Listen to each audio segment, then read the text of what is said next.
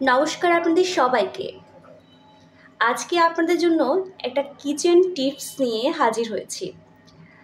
সেটি হচ্ছে এই টমেটো। টমেটো আমরা অনেক সময় বাজার থেকে অনেক বেশি করে কিনে আনার পর দেখা যায় টমেটোগুলো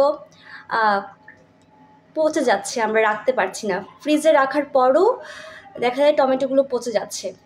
তো সেক্ষেত্রে আমাদের কি করণীয় সেই বিষয় নিয়েই আজকে আমি আপনাদেরকে বলবো। খুবই সহজ একটা টেকনিক যদি আমরা অবলম্বন করি তাহলে খুব একটা টমেটো আমাদের পচবে না এবং টমেটো আমরা অনেক দিন ধরে সংরক্ষণ করতে পারবো।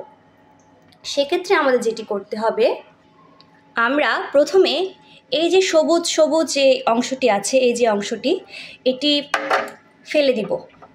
প্রতিটা টমেটো থেকে আমরা এই সবুজ অংশটি ফেলে দিব। ফেলে দেওয়ার পরে যখন টমেটোটির অবস্থা এরকম হবে তখন এই স্থানটিতে আমরা দিয়ে দেব অল্প একটু সরিষার তেল। আপনারা ভালো মানের সরিষার তেল ব্যবহার করবেন।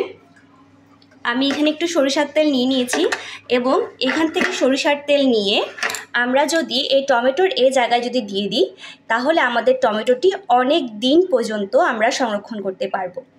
আপনাদেরকে অনেক ধন্যবাদ ভিডিওটি এতক্ষণ দেখার জন্য। যদি আপনাদের এই ভিডিওটি ভালো লাগে আমাকে অবশ্যই কমেন্টে জানাবেন, আর এরপরে অন্য কোনো কিচেন টিপস নিয়ে আপনাদের সামনে আমি হাজির হয়ে যাব। নমস্কার আবারও সবাইকে।